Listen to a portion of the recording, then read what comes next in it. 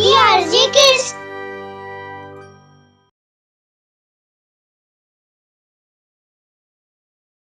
दिवाली पास आने वाली होती है, इसलिए चुन्नू नाम का एक गरीब लड़का बहुत ही खुश होता है। वो जाकर अपने पिता से कहता है, बाबा, इस बार हम दिवाली मनाएंगे ना? कितने साल हो गए हमने दिवाली नहीं मनाई। बोलिए ना बाबा, आप कुछ बोलते क्यों नहीं? चुन्नू, तुम्हारे मासूम सवालों का कैसे जवाब दूं?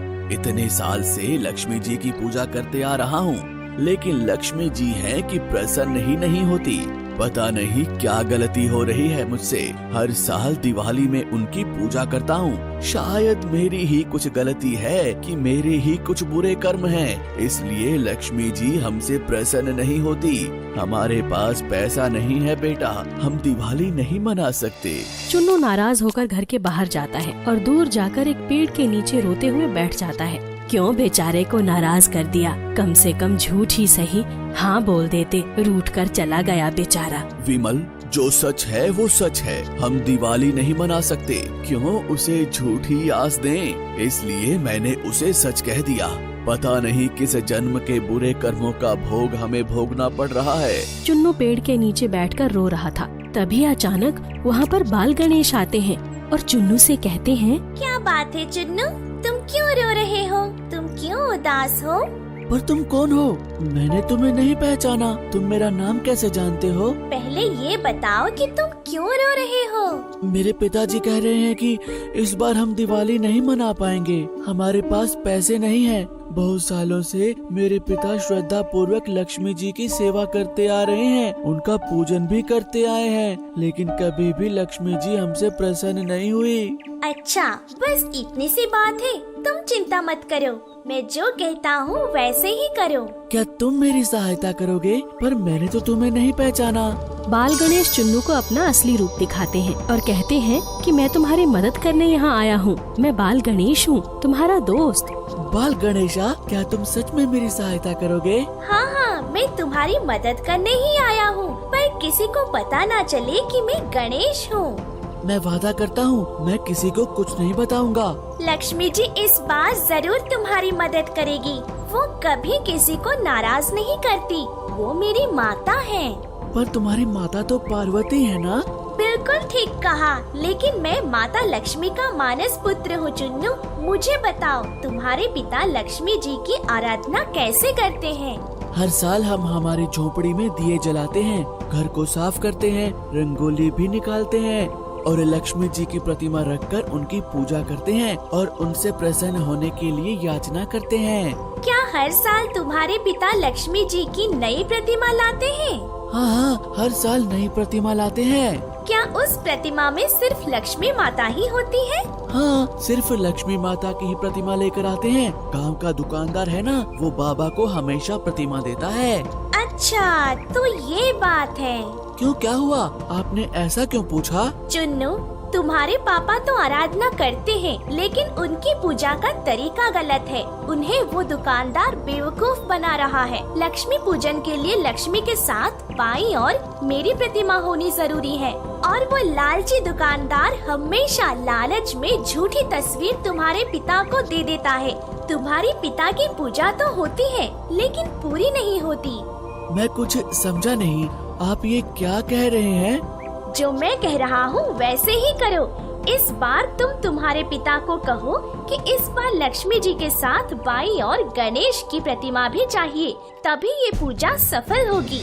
चुन्नू भागकर घर पर जाता है और अपने पिता से कहता है, बाबा, इस बार प्रतिमा लाओगे ना तो मैं आपके साथ चलूंगा। हमेशा लक्ष्मी जी की प्रतिमा आप जो लाते हो ना, वो दुकानदार आपको सही नहीं देता।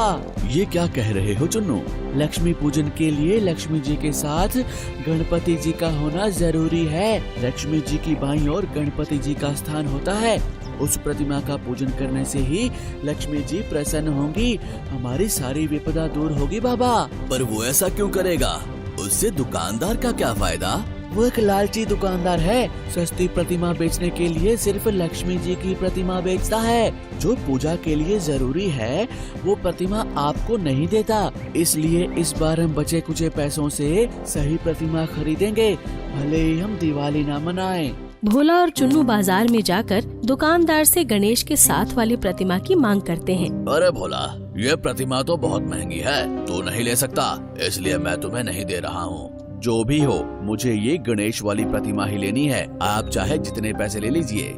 हरीलाल दुगनी कीमत के लालच में आकर गणपति और लक्ष्मी जी की प्रतिमा भोला को सौंप देता है। भोला और चुन्नू वो प्रतिमा लेकर घर पर आते हैं। अरे ये क्या, आज लक्ष्मी पूजन है और लक्ष्मी पूजन के दिन लक्ष्मी जी की पूजा होनी चाहिए। आप तो गणपति जी की भी प्रतिमा साथ में लेकर आए।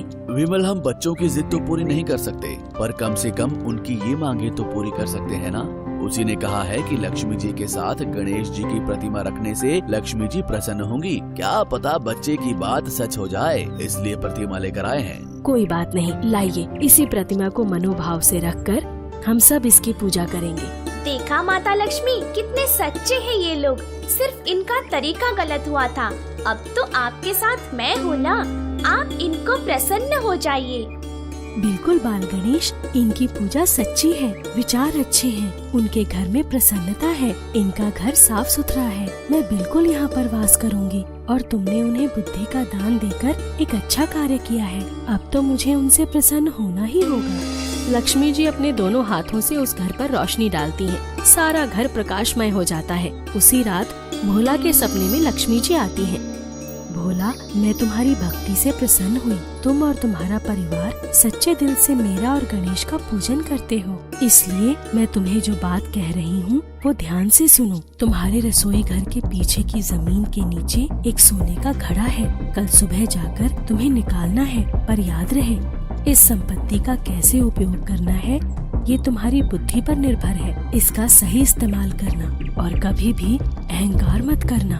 दूसरे दिन भोला जाकर रसोई घर के पीछे एक गड्ढा खोदता है। उसमें से सचमुच एक सोने का घड़ा मिलता है। वो जाकर अपनी पत्नी को और अपने पुत्र को बताता है और लक्ष्मी जी को हाथ जोड़कर कहता है, आज मेरे पुत्र के माध्यम से ही लक्ष्मी जी आप मुझसे प्रसन्न हुई हैं। आज तक जो मैं आपकी पूजा करता आया था वो गलत थी। आज सही तरीके से मैंने पूजा की है और आप इस घर पर प्रसन्न हो गई। मैं आपसे वादा करता हूँ कि मैं कभी भी संपत्ति का अहंकार नहीं करूँगा, इसका सही इस्तेमाल करूँगा। इस तरह से चुन्नू और उसका परिवार धूमधाम से दिवाली मनाते हैं और फिर चुन्नू उसी पेड़ के पास जाकर बाल गणेश को पुकारता है। बाल गणेश, आपका बहुत बहुत धन्यवाद। आपकी वजह से पूरा परिवार सुखी हो गया। मेरे पिताजी और मेरी माताजी के चेहरे पर खुशी आ गई। हम दिवाली भी मना पाए। चुन्नू, मैंने तुम्हें अपना दोस्त माना है, इसलिए संकट समय में तुम्हारी रक्षा करना मेरा कर्तव्य है। ऐसा कहकर बाल गणेश वहाँ से अदृश्य हो जाते हैं और चुन्नू दिवाली की सारी छुट्टियाँ खुशी से मनाता है। फिर कभी चुन्नू के घर पर दुख की परछाई नहीं आती।